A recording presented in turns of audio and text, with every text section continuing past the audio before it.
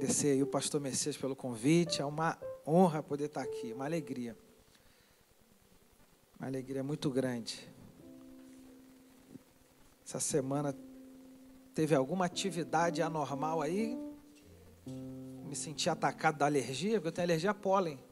Mas estamos no meio do verão, normalmente é na primavera, né? Mas essa semana foi estranha. Teve alguma coisa aí no ar que eu não entendi, mas tudo bem. Então você viu eu falando assim, eu não estou resfriado não, é alergia mesmo, irmão. Quantos acharam? Diga amém. Ó, olha aí. Vamos ler todos juntos? 1, 2, 3 e já. 1 Tessalonicenses 5,17. 1, 2, 3 e já. Vamos de novo? 1, 2, 3 e já. Orai sem cessar. Pode sentar, meus irmãos, em nome de Jesus.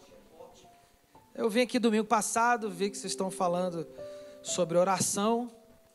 Então pedi a Deus uma orientação para falar nessa área também. Porque é muito importante, é vital. Então eu vim falar sobre esse tema essa manhã.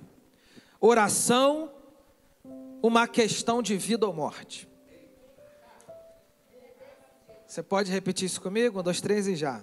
Oração, uma questão de vida ou morte. É isso, é forte. É isso, irmãos. Não tem muita conversa sobre esse tema. É tão essencial que é uma questão de vida ou morte. É tão importante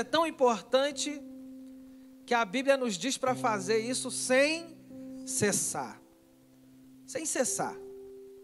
Você não cessa de se alimentar, senão você morre. Você não pode parar de se alimentar, você não pode parar de descansar, você não pode parar de se cuidar. Tudo isso que eu estou falando aqui, se você parar, você morre. Você não pode parar de orar, porque se você parar, você morre. Então a Bíblia nos diz, orai sem cessar. Eu vim te dizer essa manhã que a oração, ela não é a vida. Ela não é a vida. A vida é Jesus. Mas a oração traz a vida de Deus até nós. A oração não só traz, como ajuda a sustentar, a manter a vida em nós. Então a oração, eu comparo a oração, por exemplo, como o balão de oxigênio da pessoa que está hospitalizada. Ajuda a manter a vida. A oração, ela é como o paraquedas do paraquedista. A oração é como a corda do alpinista. A oração é como o elástico daquele que salta de bungee jump. Não são a vida, mas ajudam a manter a vida. São coisas primordiais para a manutenção da vida. Por isso, irmãos, decidir viver sem orar é decidir pular do avião sem paraquedas. É decidir saltar de bungee jump sem o elástico. É decidir desligar as máquinas daqueles que estão vivendo por aparelhos e esperar que a vida se mantenha por si só. É impossível. É impossível. Pastor, que oração é essa que você está falando? Eu estou falando daquela oração secreta, da oração que Jesus ensinou em Mateus 6,6, dessa oração que o pastor Tiago ministrou aqui domingo passado. Ele diz, mas tu quando orares, entra no teu aposento e fechando a tua porta, ora a teu pai que está em secreto. E teu pai que vê em secreto te recompensará publicamente. A oração, irmãos, que traz a vida de Deus até nós, não é só essa que a gente faz na igreja, é também, mas não só essa. Não é só aquela oração que a gente faz para comer rápido, com fome. Não é a oração que a gente faz na hora de cantar um parabéns no aniversário. Não é só esse tipo de oração, mas é esta que Jesus está dizendo. Quando você quiser orar, quando você quiser passar tempo com teu Deus, você para tudo. Você entra no teu quarto. Se a Bíblia fosse escrita nos dias de hoje, ela estaria aqui, irmãos. Desliga o teu celular. Põe no modo avião. Entra no teu quarto. E teu pai que está em secreto vai ouvir e vai recompensar. Mas tem um porém, ele recompensa publicamente. O que a gente faz em secreto, Deus recompensa em público. E a oração é assim, essa é a oração que traz a vida. É a oração secreta, é a oração diária. Por isso é uma questão de vida ou morte. Em primeiro lugar, a oração ela é uma questão de vida ou morte para você. Porque a gente tem a tendência de transferir para outros. Não, em primeiro lugar sou eu, em primeiro lugar é você. É a manutenção da nossa própria vida. A oração é uma questão de vida ou morte, primeiro para você. Quando pensar em oração, pense primeiro em você. Não pense no outro. Ah, fulano não está orando. Não, pense em você. É uma questão de vida ou morte para você. Para você. Por isso nós não podemos negligenciar a oração. Tem um escritor americano chamado John Barrett, ele diz o seguinte, que todo declínio espiritual começa na negligência da oração. Todo, absolutamente todo. Quando você vê um grande escândalo acontecendo no meio cristão, saiba que ele começou com a negligência da oração. Tem um homem chamado Leonard Ravenhill, ele já faleceu. E ele diz o seguinte, que o cristão, ele já está desviado quando ele para de orar. Não é quando ele para de ir à igreja. Às vezes a gente olha para alguém e diz, fulano está sumido. Será que está afastado? Será que está desviado? Não. A pessoa já está desviada quando para de orar. Entenda isso, quando você para de orar, você já está afastado do relacionamento com Deus. Então, às vezes, até estamos cumprindo nossos compromissos religiosos, de estar dentro da igreja, de estar no templo, de estar fazendo nossas atividades, ensaiando, preparando, organizando, mas muitas vezes lá dentro já estamos afastados. Porque já não tem mais comunhão, já não há mais a oração secreta, o quarto fechado. Tem só aquelas orações do desespero, do SOS. Deus manda, Deus abre, Deus faz, Deus corre porque o prazo está vencendo. Aquelas orações 911 que você liga, é só emergência. Deus atende lá em cima, não tem um agradecimento. Não tem um pai, eu te amo. Pai, obrigado pela tua presença na minha vida, pela salvação em Cristo Jesus. Obrigado porque o Senhor só salvou minha casa. Obrigado porque na minha casa ninguém gasta seu dinheiro com cachaça. Não tem isso, é só emergência que sobe. Não podemos viver desse jeito e achar que Deus vai responder tudo o que a gente quer, porque não há relacionamento.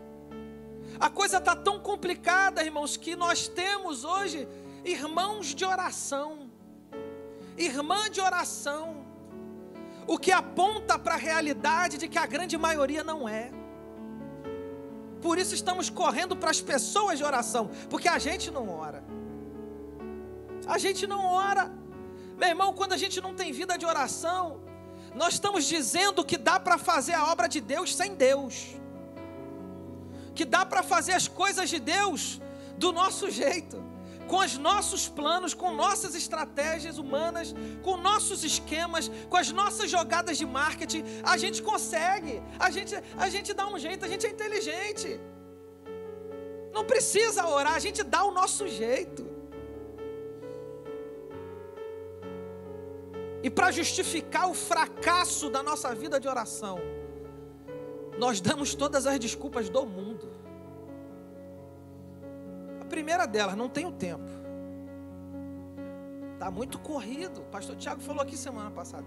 Acorda cedo, trabalha, tá criança, casa, tá, não tem tempo. Tem gente que diz, os tempos são outros, pastor. Os tempos são outros.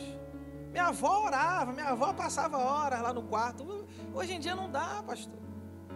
Não dá mais, os tempos são outros. Outros dizem, estou muito cansado. Estou muito cansado, não tenho como orar. Muito cansado, já chega. Se eu ajoelhar, pastor, eu vou dizer amém no dia seguinte de manhã. Porque quando a gente encosta, principalmente aqui na América, diz que a gente trabalha muito. Eu tenho a impressão que ninguém no Brasil trabalhava aqui, né? Ninguém fazia nada no Brasil. Porque a desculpa é essa. Não, você não sabe, aqui na América a gente trabalha muito. E no Brasil, meu filho, você fazia o quê? Trabalhava. E lá orava. E aqui não, por quê? A gente tem que entender o que está acontecendo. Tem gente que diz, pastor, orar é muito... Eu vou usar uma expressão aqui, mas me perdoem. Tem gente que diz, pastor, orar é muito chato. Ficar trancado sozinho num quarto, um silêncio, uma coisa esquisita. Teve um rapaz que um dia me disse, eu nunca tive uma oração respondida. Por isso que eu não oro mais. Meu Deus, o que está acontecendo com a gente? O que está acontecendo com a gente, meus irmãos? E nós vamos dando desculpa e vivendo e achando que a coisa é desse jeito mesmo. Deixa eu te falar uma coisa, o nosso inimigo não tem problema com quem vai na igreja. Mas ele tem problema com quem ora. E na igreja não incomoda. Porque tem um monte de gente que vai e não muda nada. Não muda de vida, não decide nada, não larga o pecado. Mas está lá todo domingo, cumprindo o ritual religioso dele. Batendo o cartão dele. Para ele se sentir em paz com ele mesmo, sabe? Pelo menos, fui na igreja, hein? Ele acha que ele se sente um pouco mais merecedor das bênçãos de Deus, porque ele foi domingo de manhã na igreja. Então, muitas vezes, só estar no culto não diz muita coisa. O inimigo não tem muito problema com quem só vai na igreja. Mas ele tem problema com quem ora. Sabe por quê? Porque através da oração, coisas impossíveis se tornam possíveis.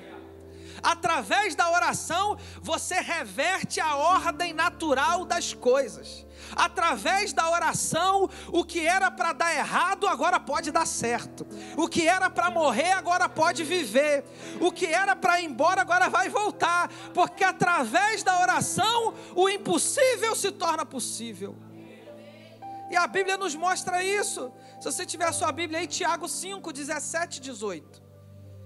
Tiago 5, 17 e 18 diz, ora, Elias era homem sujeito às mesmas paixões que nós. Ou seja, tudo que você sente, Elias sentia. E orando, diga comigo, orando. Não foi reclamando, não foi fofocando, não foi tuitando, não foi facebookando, inventei essa agora. Foi orando. Pediu que não chovesse. E por 3 anos e 6 meses, não choveu sobre a terra. E o verso continua, 18. E orando outra vez, diga comigo, orando outra vez. Tem gente que precisa orar outra vez. Tem gente que precisa orar outra vez para as coisas acontecerem. E orando outra vez, e o céu deu chuva, e a terra produziu o seu fruto. Impossível, mas através da oração se torna possível. Gênesis 25, 21, vamos lá. E Isaac orou insistentemente ao Senhor. Isaac fez o que, irmãos? Diga comigo, orou. Mais forte, diga comigo, orou. Isaac orou, irmãos. E Isaac orou insistentemente, não foi só orar, ele insistiu. Orou ao Senhor por sua mulher, porquanto ela era estéril. E o Senhor ouviu as suas orações. E Rebeca, sua mulher, concebeu. O impossível se torna possível através da oração. Ela era estéril. Não tinha plano de saúde, não tinha hospital metodista, não tinha Baylor, não tinha Parkland, não tinha nada disso. Ele dobra o seu joelho e fala, Deus, tem uma promessa sobre a minha família, desde o meu pai. Nós vamos produzir, nós vamos gerar, nós vamos ser grande. Mas a minha esposa não pode gerar. Só que a Bíblia diz que tem um detalhe, além de orar, ele insistiu. E a nossa geração não insiste mais em nada. A gente quer falar uma vez só e quer que tudo se resolva. Mas tem coisas na vida, tem momentos e situações que nós vamos precisar não só orar, mas insistir na oração. Insistir. Isaac orou insistentemente ao Senhor por sua mulher. E se tornou pai. Atos 9:40. Mas Pedro fazendo sair a todos, pôs-se de joelho e orou. Pôs-se de joelho e fez o que, irmãos? E voltando-se para o corpo. Essa expressão não te diz alguma coisa? Tinha alguém morto naquele quarto ali. Quando a gente geralmente usa a expressão corpo, é porque já deu ruim, como diz no Rio de Janeiro. Já era. Tem um coach, um jornal no Rio de Janeiro que o radialista ele falava isso. Tá lá, né? Mais um corpo estirado no chão, mas era de futebol, não era de gente morta. Quando derrubava o jogador. Ele virou para o corpo e ele disse: Tabita, levanta-te. E ela abriu os olhos. E vendo a Pedro, assentou-se. Oração trata de coisas impossíveis. Entra em áreas que você não pode entrar. Toca corações que você não pode tocar. Abre portas que com sua mão física você nunca vai abrir. A oração faz isso. Por isso que o inimigo quer nos manter distantes da oração. Porque na oração, o impossível pode acontecer. O impossível pode acontecer. E eu te pergunto, quanto tempo, não é para me responder, quanto tempo por dia você separa para orar?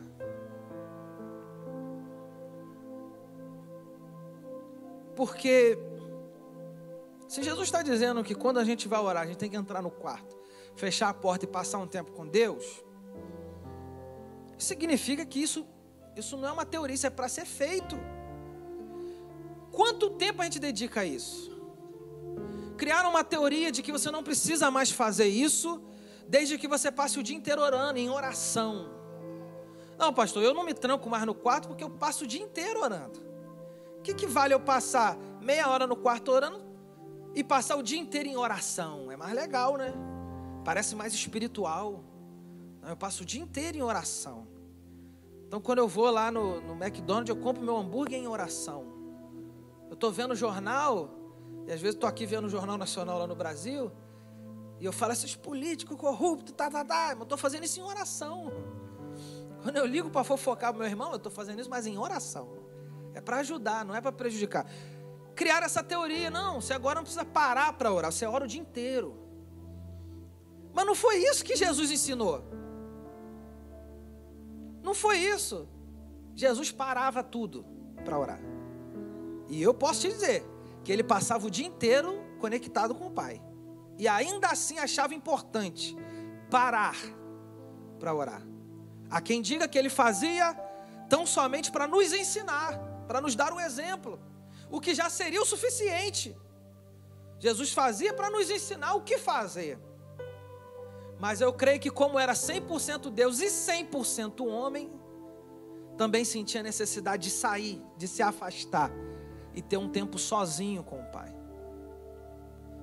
Olha o exemplo que Jesus nos dava. Lucas 5, 15 e 16, diz assim: e a sua fama, porém, acho interessante essa expressão fama, né? E a sua fama, porém, se propagava ainda mais, e juntava-se muita gente para ouvir e para ser por ele curado das suas enfermidades. Ele, porém, retirava-se para os desertos e ali orava. Na NVI, na Nova Versão Internacional, diz: mas Jesus retirava-se para lugares solitários e orava. Ou seja, Jesus, quanto mais famoso ficava, mais orava. A gente é o contrário. Quanto mais dá certo, menos a gente ora. Quanto mais fama, a gente acha que é mais aprovação da parte de Deus. Logo mais aprovação de Deus, mais comunhão, mais relação. Então a gente não precisa orar mais, não está dando certo. Porque a gente só corre para Deus quando dá errado. Mas Jesus nos ensina a fazer o contrário. Sua fama corria, sua fama se espalhava, as multidões estavam vindo. E quanto mais isso acontecia, mais ele ia para lugares desertos para orar. Está aqui o exemplo de Jesus. Ou a gente vai ficar com teorias que inventaram ou com o que Jesus ensinou. Jesus, quanto mais famoso, mais orava. Quanto mais dava certo, mais orava. Quanto mais a coisa funcionava, mais orava. Quanto mais gente ele curava, mais ele orava. A gente não, curou um hoje, então está tudo certo, não precisa mais orar. Jesus nos ensinou outra coisa. Mesmo cansado, ele não deixava de orar. Olha, esse texto me abençoou muito. Marcos 1, 32 ao 35. E tendo chegado à tarde, tendo chegado o quê, irmãos?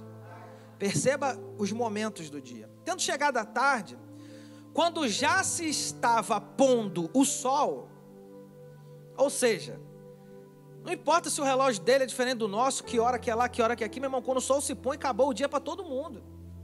Chegou a tarde, quando o sol estava se pondo, trouxeram-lhe todos os que se achavam enfermos e endemoniados.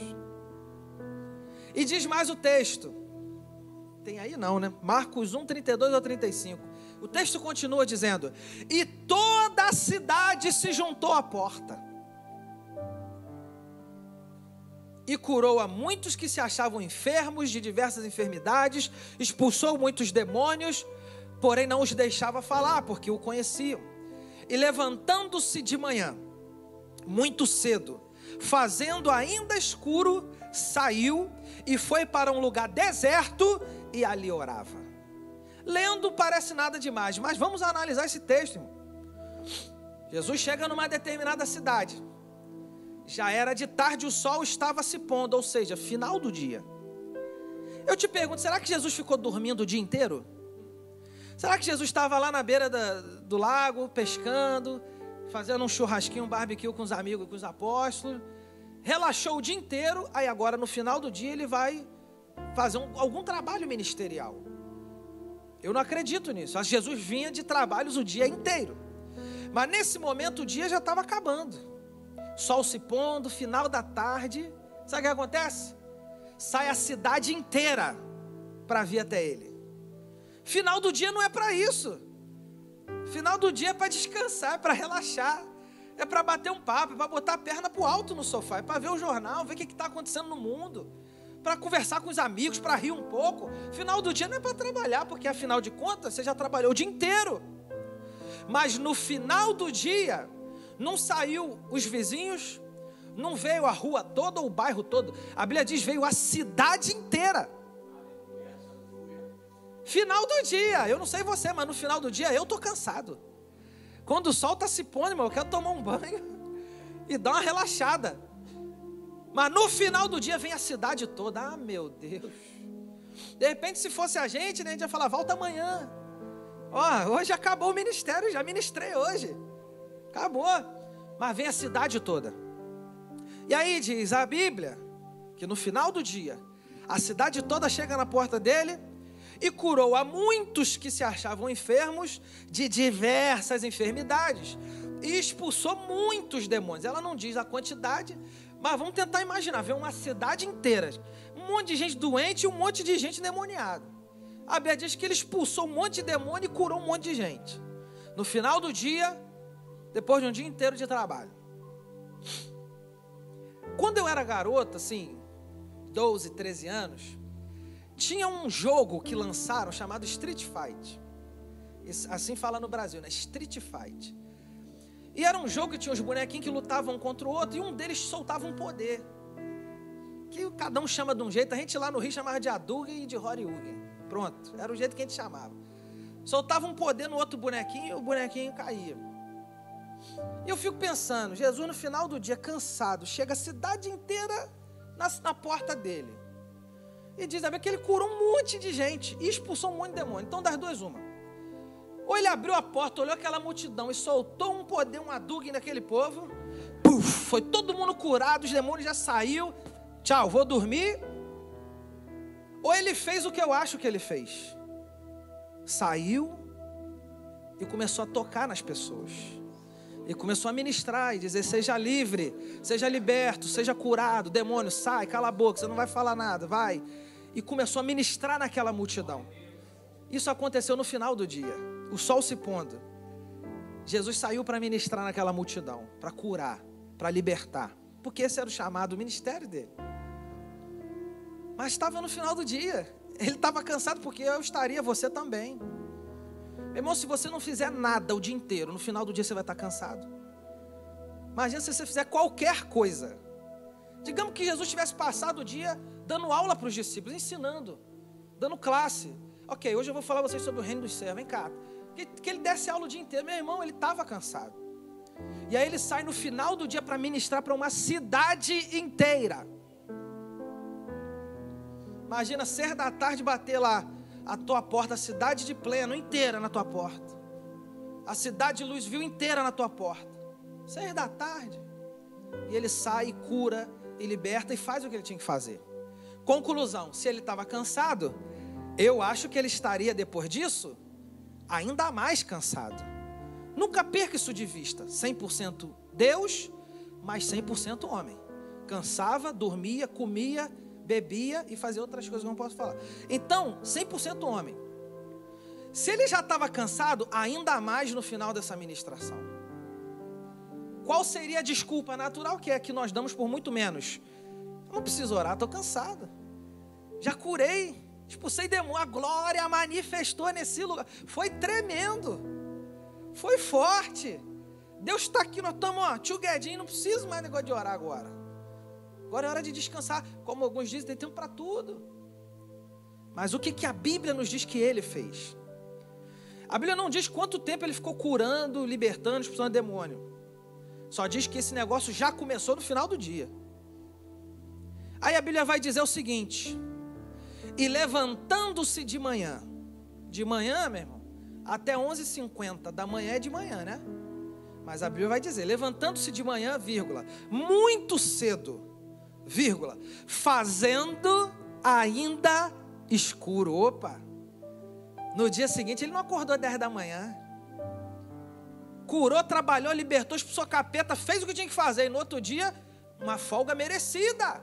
É merecido, gente. Não. No dia seguinte, sabe o que ele faz? Ainda escuro. Anoitece, ele estava fazendo a obra de Deus. Amanhece, ele já estava na presença de Deus. Ele podia falar, pai, eu estou cansado. Lá para meio-dia, quando eu acordar, eu te chamo aí no céu. A gente conversa.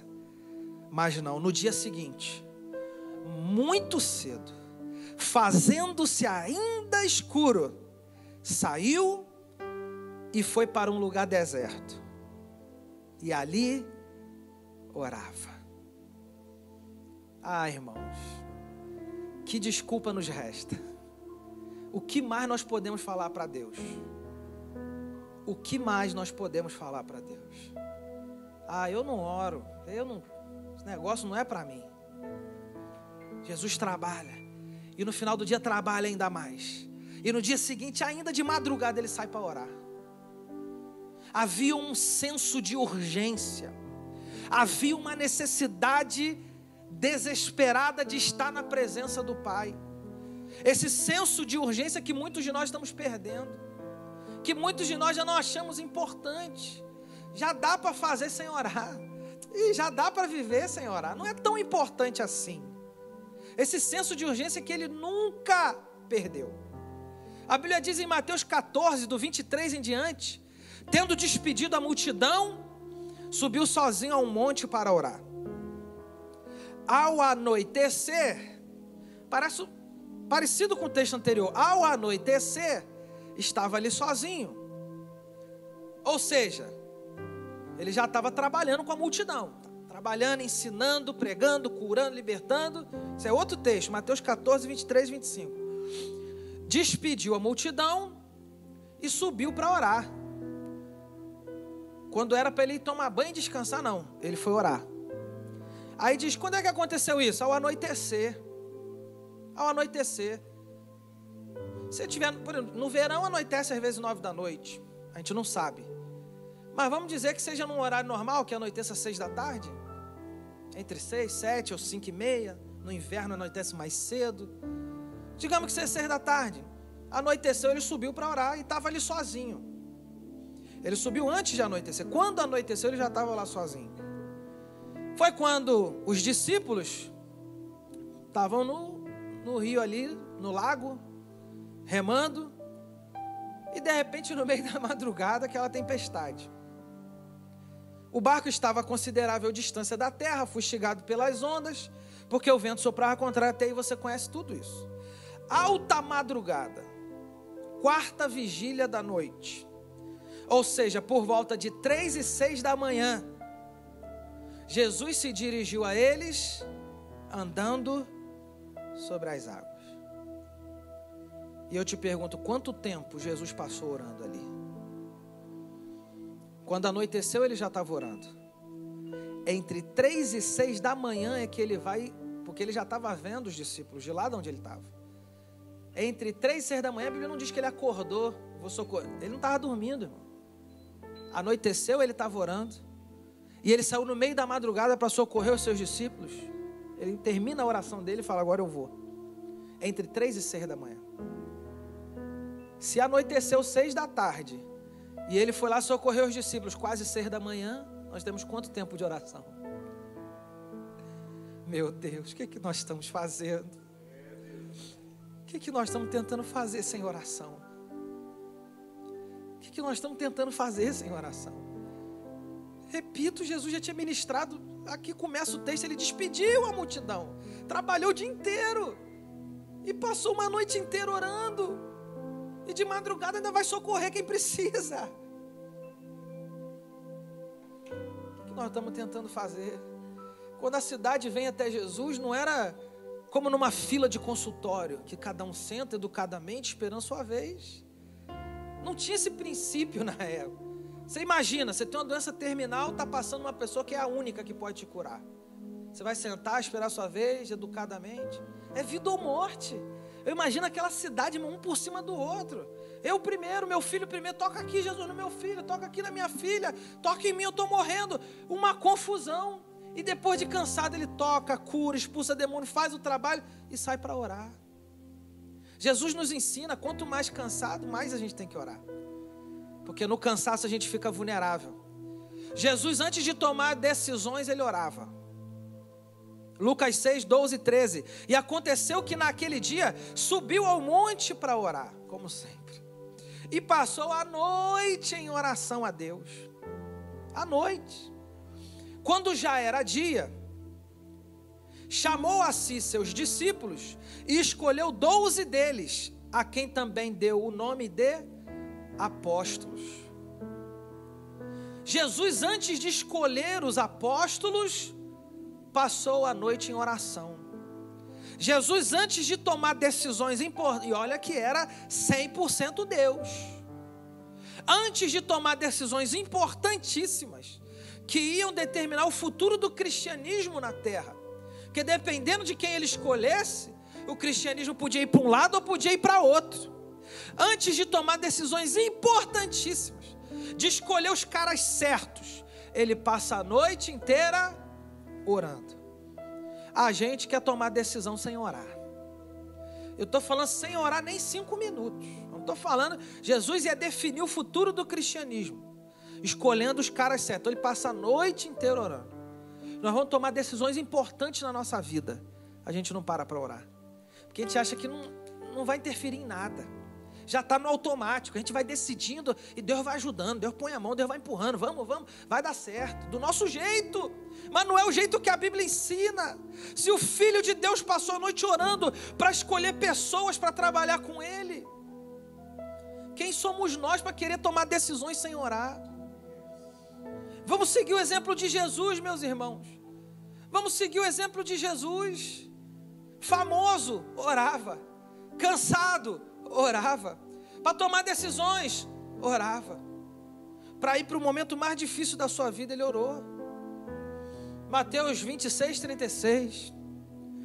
Então Jesus chegou com eles a um lugar chamado Getsêmani e disse a seus discípulos: assentai-vos aqui enquanto vou além orar. Estava chegando a hora do maior desafio, da morte. Da morte. E ele não vai para debaixo da cama, ele não vai para debaixo do edredom, ele não diz: hoje eu não quero sair da cama, hoje eu estou depressivo, orem por mim. Não tem negócio de orem por mim, eu vou lá orar. A luta é de quem, irmãos? É sua? Então vá orar você. Quem está passando a dificuldade é você. Não, pastor, mas ele está fraco, a gente precisa orar por ele. Também. Mas se a própria pessoa não orar, não resolve. Não resolve, fica criando ídolos, fica gerando idolatria na igreja. Curou porque fulano orou, resolveu porque a irmã entrou no negócio. Não é Deus, mas não, é as pessoas.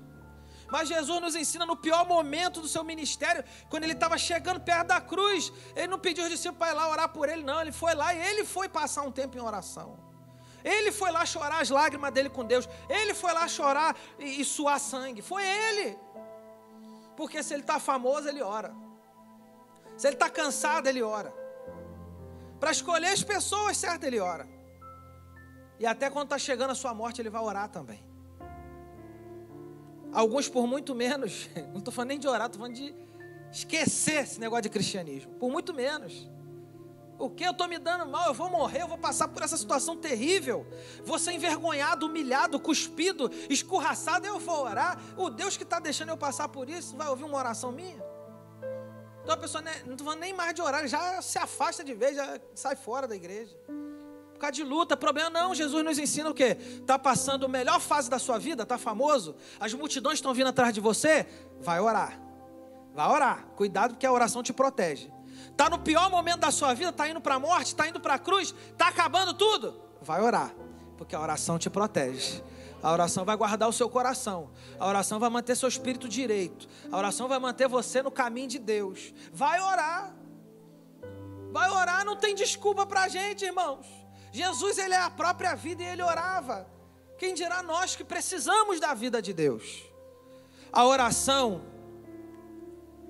como disse um grande homem de Deus, nos faz populares aonde mais importa.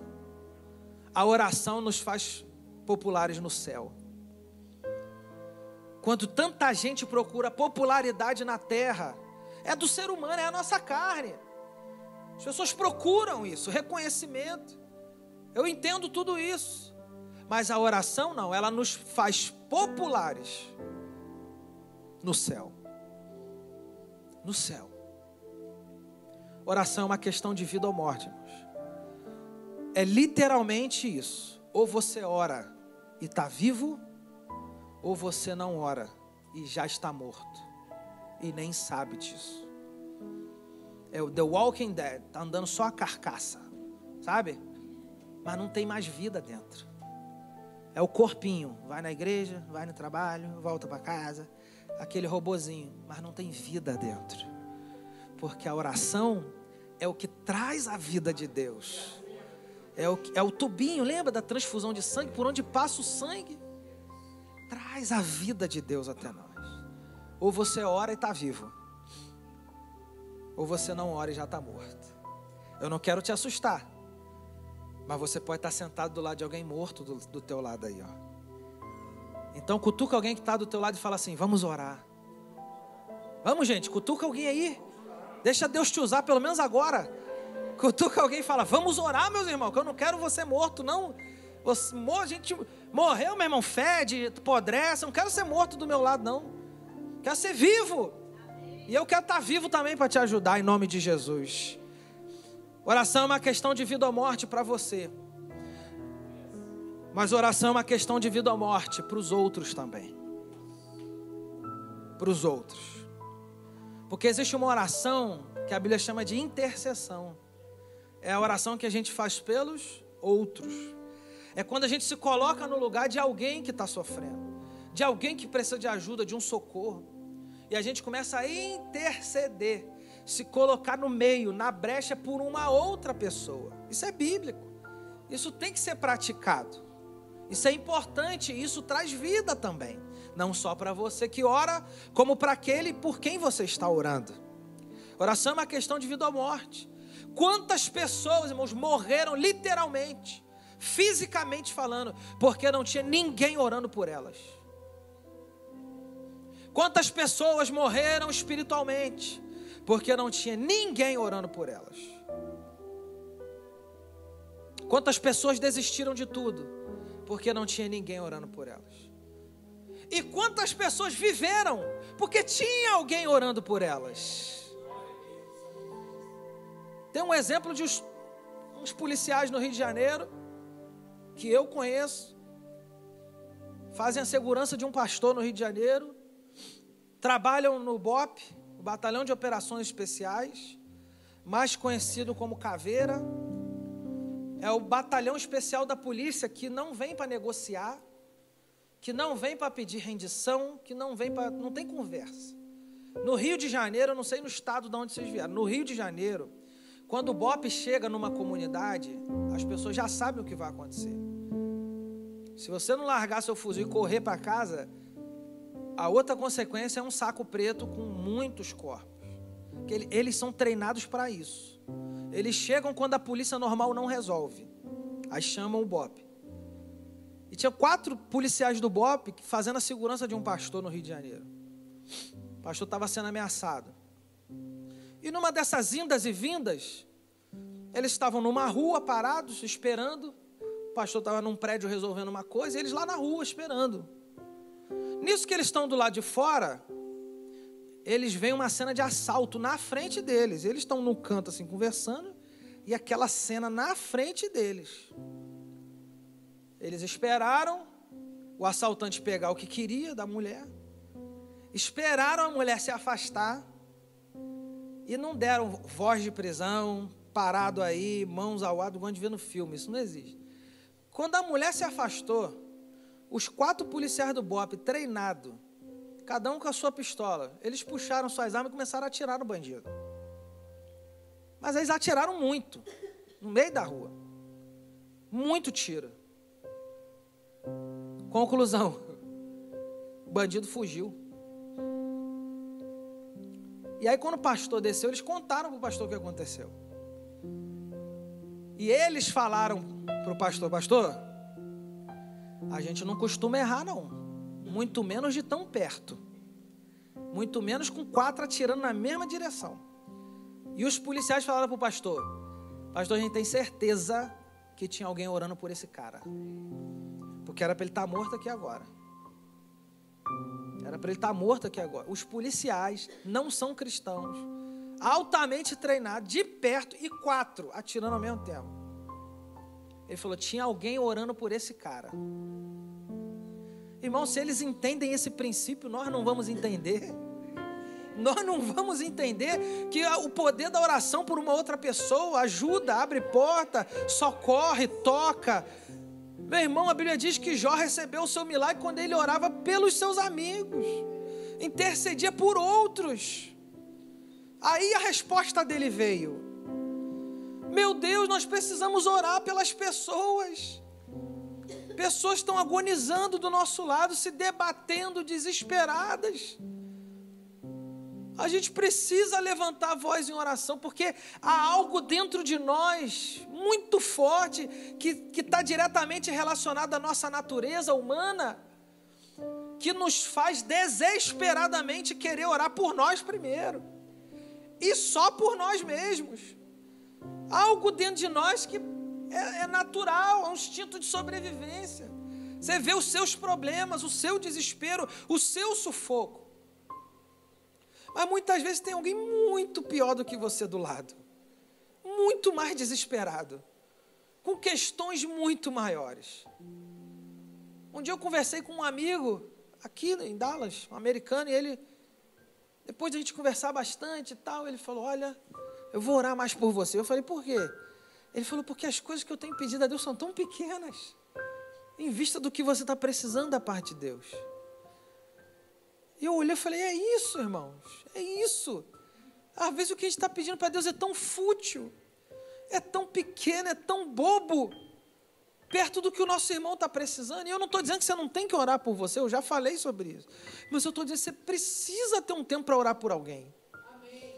Você precisa ter um tempo para interceder por alguém, para dizer: Deus, ajuda essa pessoa, socorre. Irmão, nós não sabemos por que Deus escolheu trabalhar desse jeito, nós não sabemos. Mas uma coisa nós sabemos: Ele trabalha através da oração. Por que Ele escolheu isso? Eu não sei também. Ele é Deus, Ele podia ir lá direto e resolver. Fica esperando eu pedir para Ele lá na vida do outro. Eu não sei. Mas eu sei que Ele escolheu assim e Ele age. E Ele age. E Ele reage. Muitas mães aqui sabem disso. Tem seus filhos aí ainda vivos por causa de oração. tem seus filhos, às vezes, na casa de Deus por causa de oração, ou outros que estavam desviados voltaram por causa de oração. Elas podiam vir aqui dar uma aula sobre isso. A intercessão é poderosa, irmãos. A intercessão é poderosa. Leonard Ravenhill, ele diz o seguinte: contamos com muitas pessoas que sabem organizar, mas poucas que estão dispostas a agonizar. Muitos que contribuem, mas poucos que oram. Muitos temores, mas poucas lágrimas. Muitos que interferem, mas poucos que intercedem. E ele termina dizendo: irmão, se fracassarmos na oração, fracassaremos em todas as frentes de batalha. Se fracassarmos na oração, se a nossa oração parar de subir, nós vamos fracassar em tudo que a gente colocar a nossa mão. Por quê, pastor? Eu não sei, mas Deus escolheu trabalhar assim. Deus quer a gente perto dele. Deus quer a gente falando com ele todo dia. Deus quer a gente separando um tempo especial para ele. Irmão, será que você é conhecido por suas orações? A Bíblia nos mostra que os discípulos nunca pediram a Jesus: Senhor, ensina-nos a expulsar demônio. Eles nunca pediram: Senhor, ensina-nos a curar os enfermos. Não tem isso na Bíblia. Senhor, ensina-nos a desarmar os fariseus e os saduceus igual o Senhor faz. A única coisa que eles pediram a Jesus para ensinar a eles foi a orar. Foi a orar. Irmãos, devia ser a coisa mais linda e poderosa você ver Jesus ajoelhado orando. E aquilo impactou eles de uma tal forma que eles dizem: Jesus, ensina a gente a fazer isso. Ensina-nos a orar. Porque a oração é uma questão de vida ou morte. Não só por você, mas pelos outros. Não só por você, mas pelos outros. Irmãos, orar pelos outros quebra o nosso egoísmo. Orar pelos outros quebra o nosso egoísmo. Porque se tem uma coisa que está acontecendo nesse mundo, é o egoísmo. É o individualismo. É eu primeiro, eu no meio e eu no final. Você, meu irmão, o problema é seu. Se der, a oração quebra isso. Quando eu falo: Deus, eu tenho tanta coisa para te pedir hoje. Mas ontem eu estava conversando com um irmão, eu queria que o Senhor socorresse esse irmão. Ajuda, Deus, tem misericórdia. Tem misericórdia. Eu acho que a gente perdeu um pouco dessa dimensão de que a oração é sim coisa de vida ou morte. Se você ora, você vive. Se você não ora, você está morto. Se você está morto, você não presta para nada no reino de Deus. Você não está ganhando vida, você não está tirando gente do inferno, você não está mudando esse mundo para melhor. Você está perdendo, desperdiçando a sua vida, desperdiçando a vida e o potencial que Deus colocou dentro de você, porque você não ora. Então você morre. Se você está morto, eu posso te garantir que outras pessoas estão morrendo porque você está morto. Agora, se você ora, você está vivo. E se você está vivo, está na hora de socorrer quem está morrendo. Está na hora de orar por quem está morrendo. Está na hora de estender a mão. Você está vivo? Glória a Deus pela sua vida. Maravilha. Vamos socorrer quem está morrendo. Vamos orar, vamos estender a mão, vamos clamar, vamos pedir socorro. Vamos pedir socorro a Deus. Vamos pedir direção a Deus, irmãos. Esses dias eu ouvi um pastor falando sobre isso. Se você não tem tempo para orar, você vai ter que arrumar tempo para consertar as consequências de uma vida sem direção. Hoje você diz que não tem tempo para orar. Aí você vai tomar um monte de decisão errada. Lá na frente, você vai arrumar tempo para orar, para consertar as consequências de uma vida sem direção. Porque oração é uma questão de vida ou morte. Vamos ficar de pé. Orai sem cessar. Orai sem cessar. Você pode orar o dia inteiro, sim, é claro. Ficar em espírito de oração, conversar com Deus. Mas, irmãos, a gente tem que voltar lá no começo. E lembrar da importância de parar um pouco. desligar as coisas. Desligar as coisas, ensinar nossos filhos a orar, ensinar nossas crianças a orar. Você que é pai, você que é mãe aqui, eu não quero colocar nenhum peso sobre você, mas é uma pergunta que deve ser feita: seus filhos te veem orando? Suas crianças veem você orando? Será que elas entram no quarto de surpresa? Já te pegaram orando alguma vez? Ou eles sempre te pegam na TV, no jornal, no celular o tempo todo? A gente precisa criar essas memórias nos nossos filhos. Costumar crescer vendo os pais orando, lendo Bíblia, na presença de Deus, porque a gente segue exemplos. A gente não, da boca para fora, eu posso vir aqui falar tanta coisa, mas as pessoas querem exemplos para seguir. Seja esse exemplo que você quer ver na terra, para sua casa, para os seus filhos, para os seus irmãos. Eu creio que Deus não faz nada por acaso. Creio que Deus não faz nada por acaso. Nem é à toa que vocês escolheram esse tema de oração. Então, quem sabe essa é uma manhã para você tomar uma decisão com Deus. Irmãos, eu não estou aqui para... Eu não estou querendo descobrir, apontar, não é isso. É você e Deus, é só você e Deus. Quem sabe você entendeu que a sua vida de oração não está como deveria. Meu Deus, pastor, eu estou distante, eu já orei mais. Eu já fui mais fervoroso. Hoje eu vou orar, não sei nem o que eu falo para Deus. Irmão, eu vou te falar que até a oração do gemido Deus ouve. Tem dia que você não tem palavra, mas só geme, mas Deus está ouvindo. Fica lá quieto, não sabe o que dizer, não fala nada, fica quieto. Mas fica na presença dEle. Separa um tempo para Ele. Eu aprendi que decisões determinam destinos. Não adianta você ouvir tudo isso aqui, achar muito legal e ir embora e não mudar nada na sua vida.